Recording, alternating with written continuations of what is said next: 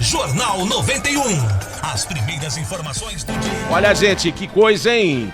Mas acontece, né? Por que não aconteceu antes? É a pergunta que todo mundo faz. O ministro do Supremo Tribunal Federal anulou as condenações do ex-presidente Lula no âmbito da Operação Lava Jato. O ex-presidente da República pode agora ser candidato nas eleições de 2022. A pergunta é, por que a demora, né? Por que não fizeram isso antes? Mas tudo tem uma explicação, Flávio. Olha, Neymar, a gente vai explicar. Eu não quero entrar no mérito da questão, até porque eu não sou advogado, não entendo essa questão, né? Mas a gente vai respeitar e tem que explicar para o nosso ouvinte. E você tem aí vez e voz. É por isso que o povão já tá mandando aqui os áudios e você pode mandar a sua opinião aqui pra gente. Para 92820091. A gente quer saber de você o seguinte, manda um áudio curtinho, que é pra dar espaço pra todo mundo, porque já tem um mundaréu de gente. Deixa eu tentar mostrar aqui na câmera, ó. Participando. Já tem um monte de gente aqui, ó, mandando as mensagens, os áudios aqui pra gente, né? Pode mandar o seu áudio, fique à vontade. Manda um áudio curtinho pra 92820091. O ministro do Supremo Tribunal Federal, Edson Fachin, ele anulou as condenações de Lula relacionadas à Lava Jato. Então o ex-presidente agora volta a ser elegível. O que disse o ministro Fachin, para a gente tentar entender também, né? O ministro Fachin disse o seguinte, que a 13ª Vara Federal de Curitiba, né? A República de Curitiba, como disse muita gente, não tinha competência para julgar os casos do triplex do Guarujá.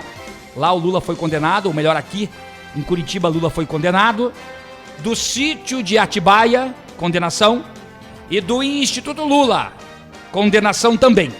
E aí o que acontece? O ministro anulou estas condenações no Paraná, porque agora com a decisão o ex-presidente Lula recupera os direitos políticos e volta a ser elegível.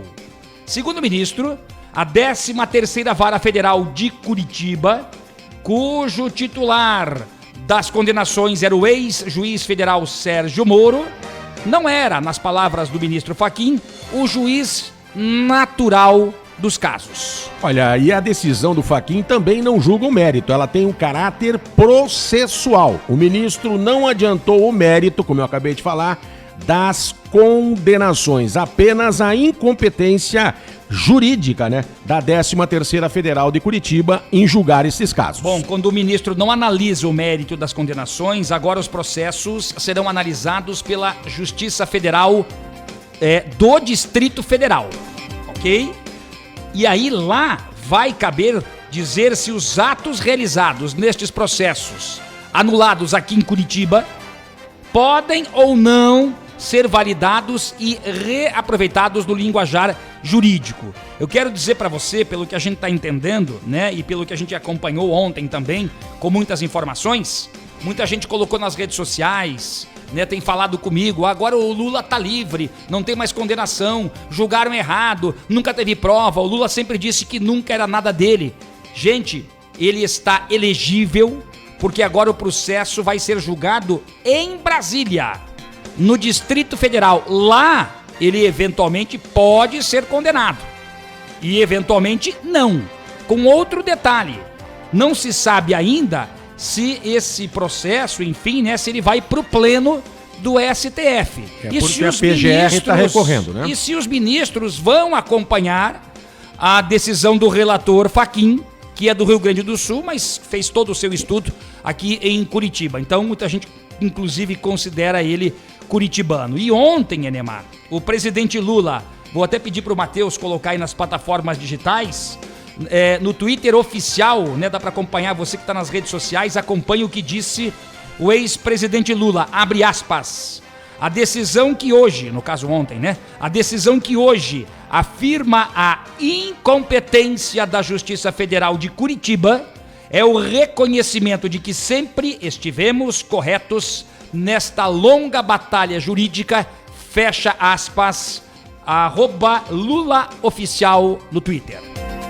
Falta aí. Agora cabe à Procuradoria-Geral da República, PGR, recorrer, já estão fazendo isso, e aí assim tentar levar este processo, essa decisão do Fachin, para o pleito do Supremo Tribunal Federal. Só que o Fachin pertence à segunda turma, está na segunda turma esse processo. Segundo alguns especialistas que eu acompanhei ontem, né, nesse imbróglio jurídico, dizem que dificilmente, pelo que eu acompanhei hoje, será revertida esta decisão do ministro Fachin.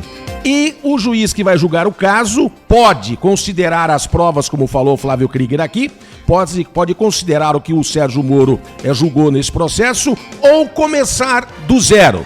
De qualquer forma, alguns especialistas falavam ontem que talvez não haja tempo hábil, muito provavelmente não haja tempo hábil antes das eleições para qualquer processo condenatório, porque tudo leva tempo, tudo se demora, a defesa recorre, então tem uma série de situações. Por isso, segundo o especialista que acompanhei ontem, ele disse o seguinte: muito provavelmente, né, dá quase para cravar que o ex-presidente deve ser candidato, sim, nas eleições de 2022. Cabe a nós aguardar e fica aqui mais uma vez o convite da enquete que nós estamos fazendo hoje. Se ele realmente for candidato aí à presidência da República, estão falando de uma polarização da eleição entre Bolsonaro e o ex-presidente Lula. Mas se ele for candidato, você votaria no ex-presidente? Essa é a pergunta do programa hoje. Sim ou não? E aí, mande o seu recado, né? Ficam algumas reflexões, Enemar, pra gente entender o seguinte. Em relação às delações premiadas que foram feitas por ex-ministros, por parlamentares, dando conta de que o ex-presidente, nas palavras que estão nas delações, que o ex-presidente teria desviado o dinheiro da Petrobras e de outros órgãos governamentais em favor de campanhas políticas e outras benesses, como por exemplo, a compra aí do sítio de Atibaia, a reforma do triplex, do Guarujá, estas questões que estão no processo. Isso não sou eu que estou dizendo, não sou eu que estou acusando de forma alguma. Como eu disse no início, eu não sou advogado, aliás, entendo muito pouco dessa questão, mas leio bastante e muito. E acompanho também muitos especialistas. Nós tínhamos na Odebrecht, por exemplo, o gabinete da corrupção, o gabinete da tramóia, o gabinete da treta, o gabinete da propina, o gabinete da sacanagem. Os próprios empreiteiros falaram isso em delação premiada. E aqueles que estão presos, ligados ao processo no âmbito da Lava Jato, eles vão ser soltos também? Vai todo mundo para a rua de novo? Essa é uma das perguntas que a gente faz para você refletir, e eu não sou a favor nem de A e nem de B. Agora que a Lava Jato fica totalmente desmoralizada com esta decisão do ministro Fachin do STF, isso fica.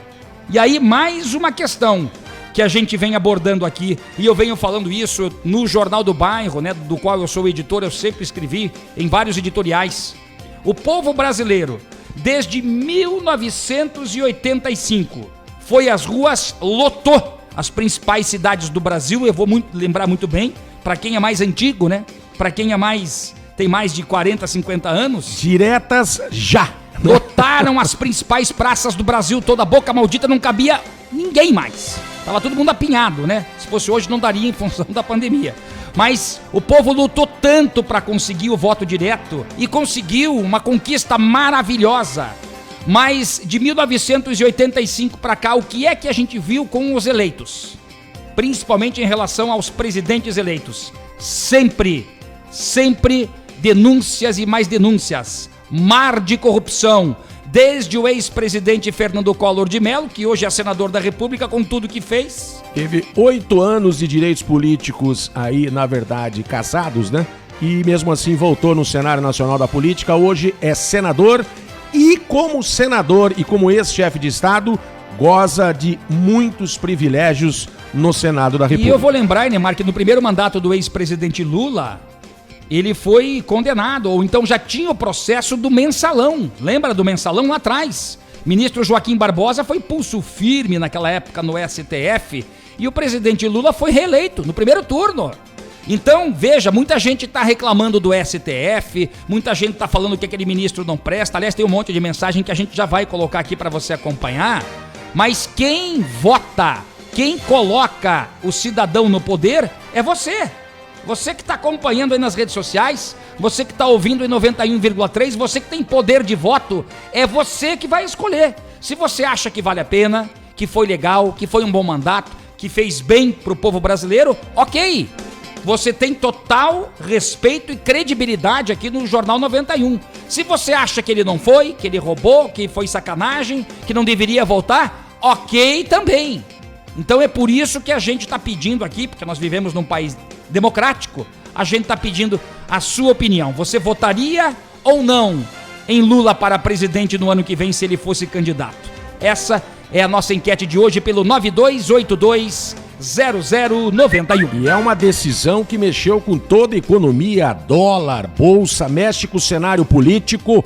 Foi um impactante essa decisão, que além de mexer com o cenário político, também mexeu com o cenário jurídico, pode ter jurisprudência, uma série de situações que nós vamos acompanhar pelo menos até 2022, quando vai ter a eleição aí para presidente da República. Ontem vi uma pessoa dizer até uma coisa engraçada, a comparação que ele fez, mas olha só a comparação.